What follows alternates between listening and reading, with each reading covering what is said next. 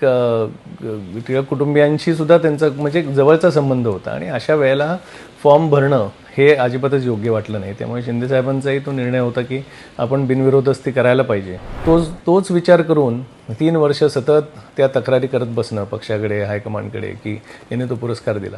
ते शेवटी मला सुद्धा काही पर्याय राहिला नाही. काम करायची इच्छा आहे की तुमची आणि एकनाथ शिंदेंची भेट झाली आणि राज्यसभेवर तुमचं नाव फायनल झालं असं ज्यावेळेस समोर आलं, त्यानंतर रोहित टिळक हे दिसले नाही. शरद पवारांसाठी त्यांनी माघार घेतली का आणि एकनाथ शिंदे यांच्या शिवसेनेत तुमचा प्रवेश होणार आहे?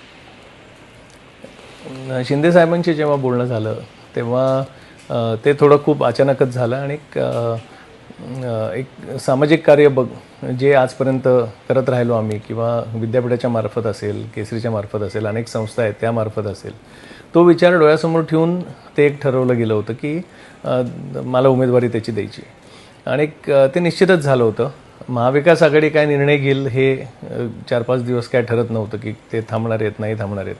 पण जेव्हा पवारसाहेबांचं नाव पुढे आलं तेव्हा तो निर्णय झाला की आपण अर्जसुद्धा भरणं योग्य राहणार नाही.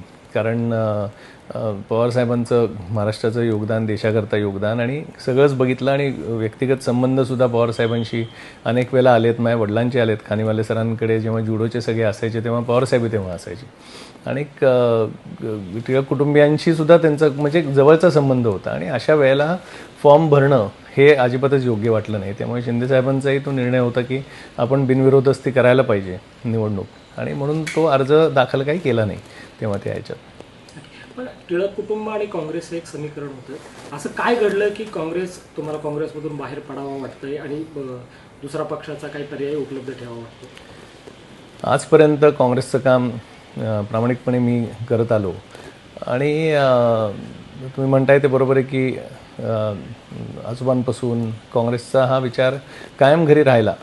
पण जेव्हा मधल्या काळात टिळक पुरस्कार जो आपण 83 सालापासून देतो, ज्यांनी देशाकरता काम केलं आणि ज्यांचं मोठं योगदान राहिलं आहे देशाच्या उन्नतीकरता आणि जगात ज्यांनी नावलौकिकी मिळवली, अशा लोकांचा सन्मान 1 ऑगस्टला दरवेळी लोकमान्यांच्या पुण्यतिथीनिमित्त टिळक स्मारक ट्रस्ट करतो. 3 वर्ष आधी पंतप्रधान नरेंद्र मोदीजींना हा पुरस्कार संस्थेच्या मार्फत दिला गेला होता आणि तेव्हापासून एक लक्षात आलं की खूप निगेटिव्हिटी पक्षामध्ये ही बघायला मिळाली. आता काही लोकांना मी भेटलो सुद्धा, काहींना ते पटलंय सुद्धा, पण मी काय नावं घेत नाही. माझा तो स्वभाव नाही कोण काय बोललं हे सांगायचं घरी. पण तोच विचार की पंतप्रधानांना पुरस्कार दिला, तो काय माझा वैयक्तिक पुरस्कार नाही आहे. तो एक तर ट्रस्टनी दिलेला पुरस्कार आहे आणि राजकीय व्यक्तीच म्हणायचे झाले तर काँग्रेसच्याही लोकांना तो दिला गेला होता.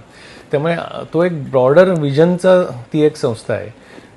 तोच विचार करून 3 वर्ष सतत त्या तक्रारी करत बसणं पक्षाकडे, हायकमांडकडे की याने तो पुरस्कार दिला. ते शेवटी मला सुद्धा काही पर्याय राहिला नाही. काम करायची इच्छा आहे की तेच उत्तर मी किती वेळा देऊ. म्हणजे अशा नॅरो माइंडसेटने जर का पार्टी कायम काम करणार असेल तर याला काही अर्थ नाही राहिला.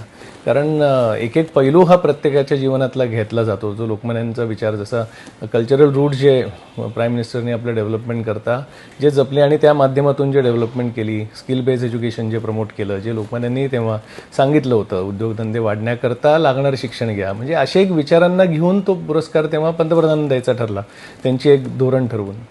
तर तो विचार हा करतच नाही पार्टी.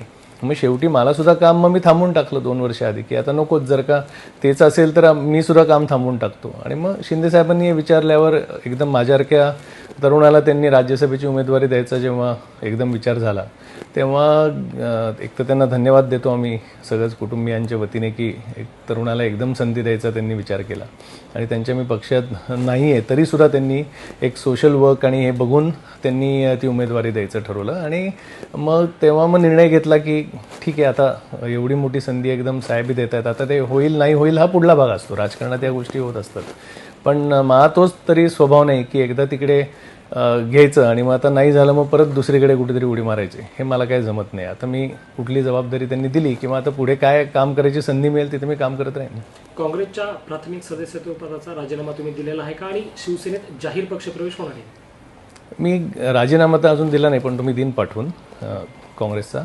पण जाहीर असं मी म्हणलो तसं एक सोशल वर्क बघून तो माझा तिकडे विचार केला गेला शिंदे साहेबांच्या माध्यमातून.